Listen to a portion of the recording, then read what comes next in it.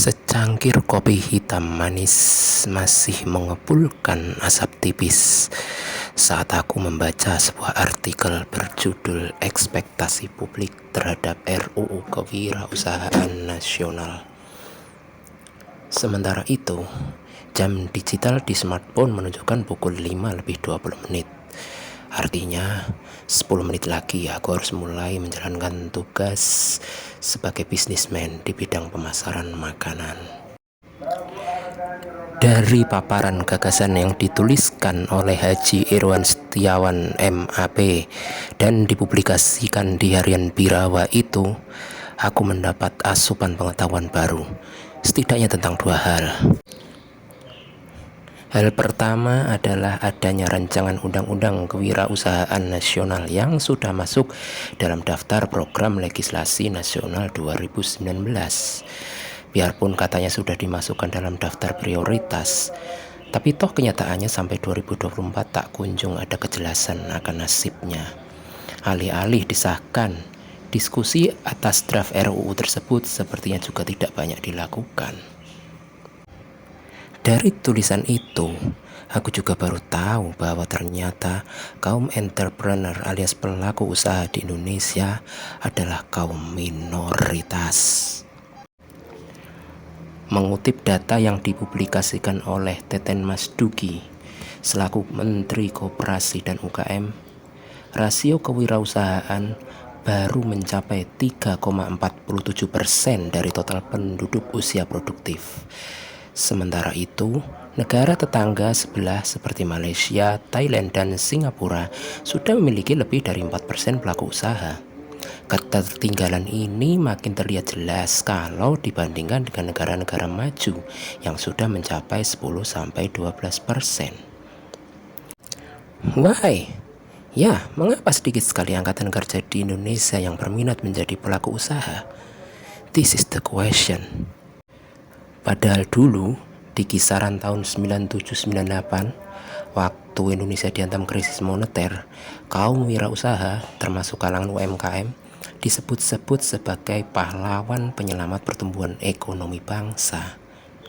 Sebagai bagian dari kaum 3 koma, ya sebenarnya sih aku gak terlalu ambil pusing dengan data yang diungkapkan Pak Teten tadi. Mau berapa banyak pun jumlah pelaku usaha di negeri ini, aku akan terus melangkah. Hanya saja, kalau berdasarkan pengalamanku selama menjadi bakul sego bungkus dan bakul jajan, aku berpandangan bahwa sedikitnya peminat menjadi pelaku usaha nggak lepas dari mindset warisan zaman kerajaan. Asumsiku ini didasari oleh literasi sejarah sejak masih sekolah. Literatur sejarah menyebut bahwa pada masa kerajaan dulu, masyarakat terstratifikasi dalam 4 kasta, yaitu Brahmana, Ksatria, Waisya, dan Sudra. Kalau pengetahuan sejarah itu dihubungkan dengan kisah-kisah yang kudengar melalui sandiwara radio kolosal, ya semacam tutur tinular dan juga mahkota Mayangkara, asumsiku tadi menjadi masuk akal. Melalui sandiwara radio yang populer di era 90-an itu, rakyat pendengarnya disajikan gambaran kehidupan yang menempatkan kaum usahawan, yaitu kaum Waisya, apalagi rakyat jelata atau Sudra, sebagai kelompok masyarakat non-elit yang tidak prestisius, gak bergengsi, gak keren. Apakah realitas zaman dahulu kala itu masih berlaku di era digitalisasi ini? Ya, bisa diperdebatkan pastinya, namun itu yang kurasakan. Mungkin juga dirasakan oleh kolega-kolegaku sesama entrepreneur. Kalaupun ada pelaku bisnis yang dipandang dengan penuh rasa hormat, bisa dipastikan itu adalah pengusaha besar, para manajer, direktur, atau komisaris sebuah perusahaan. Kalangan seperti mereka bisa dibilang sudah selevel dengan para pejabat negara. Terkait hal ini, ada satu pihak yang kuanggap ikut menguatkan pemikiran bahwa menjadi pelaku usaha kecil adalah pilihan yang gak keren, yaitu media massa. Why? Ya, sekedar contoh nih. Pada tanggal 1 Januari 2024, Tribun Jatim memuat berita dengan judul "Nasib pria dulu aktor terkenal, kini jualan bakwan dan nasi kuning". Lalu di paragraf pertama tertulis, begini nasib pria dulu aktor terkenal, kini malah jualan bakwan dan nasi kuning.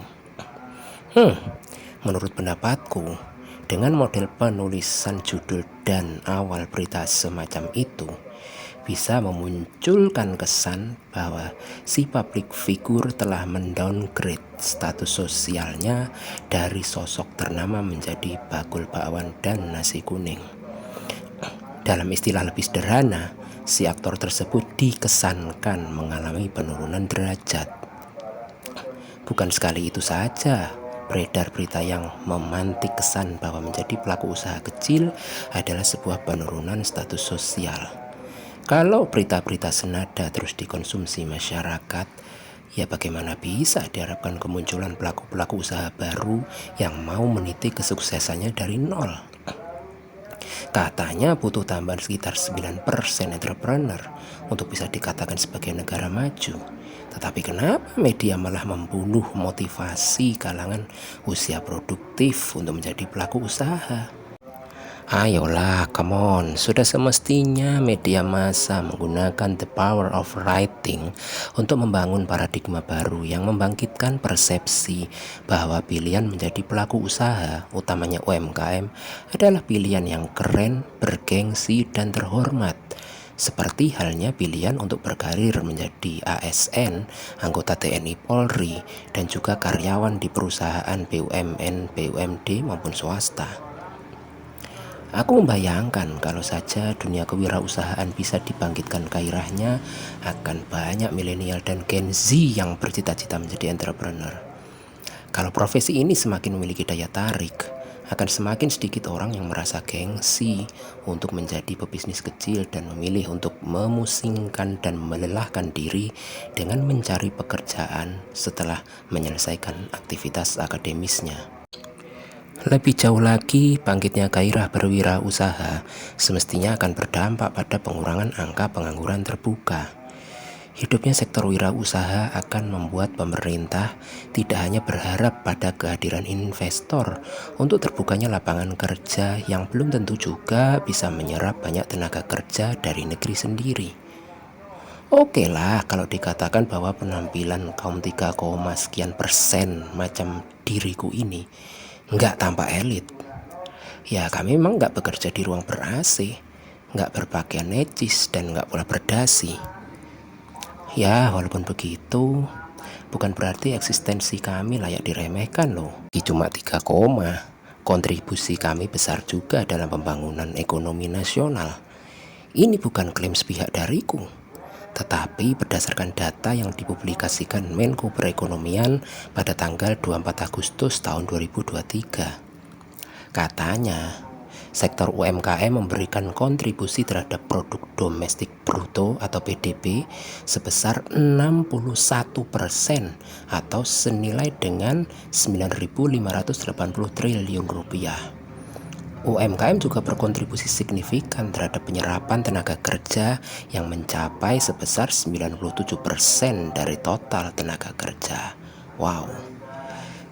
Dengan kontribusi besar itu, sudah semestinya kaum UMKM mendapat respect dan atensi yang selevel dengan para konglomerat, investor, para pejabat publik, petinggi BUMN, ASN, dan kalangan-kalangan lain yang dicitrakan sebagai kaum elit.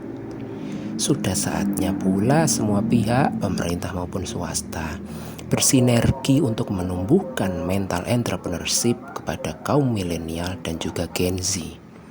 Dengan bekal mental itulah, kaum muda bisa mendayagunakan potensinya secara ekonomi tanpa terus menunggu terbukanya lowongan pekerjaan.